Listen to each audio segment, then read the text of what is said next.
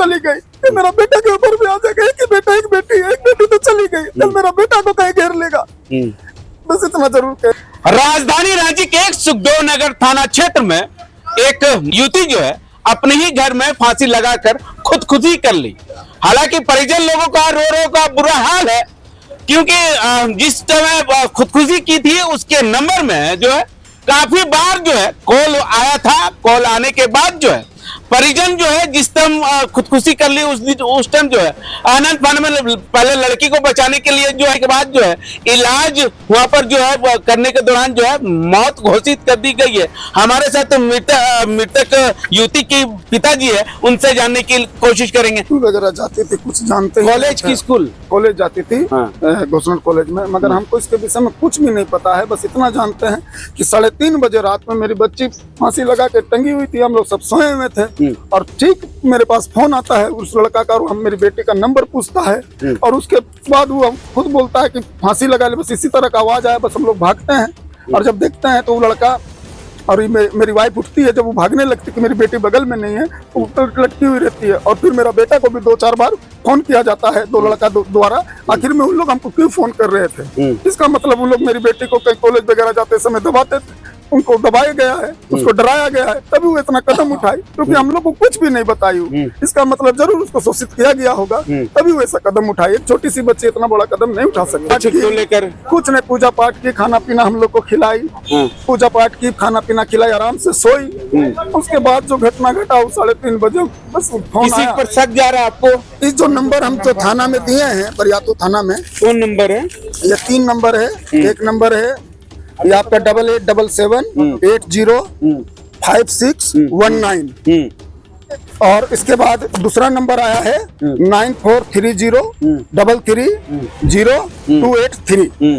फिर इसके बाद हम मतलब मेरी बच्ची को मतलब मेरा बेटा को भी और हमको भी और मेरी बेटी को भी। कौन नंबर से धमकी भी मिल रहा है आपके परिवार को? अभी मेरा बेटा को फोन किया था, मेरा बेटा को बोला गया कि कैसा है तुम राहुल। 4 बज के जब हम लोग उसको यहाँ पर लेके आए अस्पताल रिम्स में, तब 4:05 में फोन किया उसको, कैसा है राहुल, क्योंकि उसका तो कोई अर्थ नहीं बनता फोन करने का, मगर वो फोन करता है। उसके विषय में भी हम सही से नहीं जानते हैं। फिर एक नंबर आया है 886749222199। इन नंबर से फिर जो आदमी हमको नंबर किया था वो फिर दोबारा फोन मेरा बेटा को भी करता है, जो मेरा बेटा का नंबर फोन साइलेंट रहता है, जिसके चलते वो उठाता नहीं है। फिर उसके बाद वो हमको फोन करता है। जब हम उठाते हैं तो वो हमसे मेरी बेटी का नंबर पूछता है, और उसके बाद जब हम बोलते हैं कि हम ये सब भाई नहीं जानते हैं ये सब क्या है, तब वो मेरा बेटा बोलता है कि तो नंबर पम्मी का है। तब उसी में मेरी वाइफ भी उठ जाती है। जब हम लोग देखते बगल में बेटी नहीं है, तब हम लोग भागने लगते, तो हम आंगन में मेरी बेटी पढ़ाई करता था। तो घोषणा कॉलेज में थे, इंग्लिश ऑनर्स ली थी, ग्रेजुएशन कर रही थी। चाची का तैयारी कर रही थी, ग्रेजुएशन कर रही थी।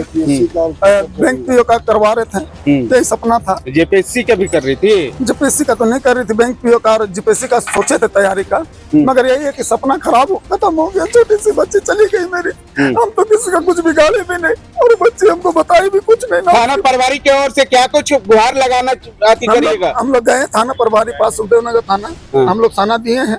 सना देने के बाद हम लोग यहाँ आए हैं, पहले उनको सूचना दी है, फिर उसके बाद मेरा FIR लिखाया है बरियातू थाना में, और उसके बाद वो बोले हैं कि यही कॉपी FIR वहाँ चला जाएगा, जो इसको ढूंढ के भी निकाला जाएगा और सारा कार्रवाई किया जाएगा। इतना ठीक है, कार्रवाई होना चाहिए। हम लोग दलित समाज के साथ में ऐसा हुआ, और सरकार को भी चीज देखना चाहिए और जिला प्रशासन को सख्त से सख्त कार्रवाई लेना चाहिए और उन लोग को पकड़ के जल्द से जल्द जेल में डालना चाहिए। क्या लगता है अभी भी जो है इनके बेटे को धमकी दिया जा रहा है? मेरे बेटे को खतरा हो सकता है। सूचना भी वही लोग देता है, सूचना भी देता है। इन लोग को तो पता ही नहीं था, इन लोग को सोया हुआ था अपने घर पे। कल मेरे सूचना उन लोग का फोन आया तब पता चला कि ऐसा हुआ, मतलब ऐसा घटना, क्योंकि फोन करके बताया जा रहा है। सख्त से सख्त कार्रवाई होना चाहिए। और मान लीजिए आज मेरी बेटी तो चली गई, ये मेरा बेटा के ऊपर भी आ जाएगा। एक बेटी तो चली गई, कल मेरा बेटा को कहीं घेर लेगा। बस इतना जरूर कहेंगे कि कम से कम। ठीक है, हमको इंसाफ यही चाहिए ना, सरकार से, थाना से और पुलिस प्रशासन से, इसको जो भी है ना अगर मेरा बच्ची को प्रताड़ित करता हो और सताया गया हो, क्योंकि 10 बजे तक मेरा बच्ची मेरे साथ थी, हमको खाना खिला के गई है, वो हंसी मजाक करके गई है कि दादा सुबह हम स्कूटी सीखेंगे, जल्दी उठ जाइएगा। तो हम बोले कि क्या है, तेरा बाप का नौकर है हम, ऐसे मजाक से। तो हम खुशी के लिए गई है घर हंसते हुए। हम दादी पोता नाती पोता वाला हैं, तो हम अपना बच्चा लोग का एक्टिविटी समझते हैं कि उसका में क्या है। उस समय कुछ नहीं थी, लेकिन 2 घंटा के अंदर उसको ऐसा कर दिया गया कि वो सुसाइड करने पे मजबूर हो गए। और कौन लोग है, कौन लड़का लोग, नाम हम जानते हैं?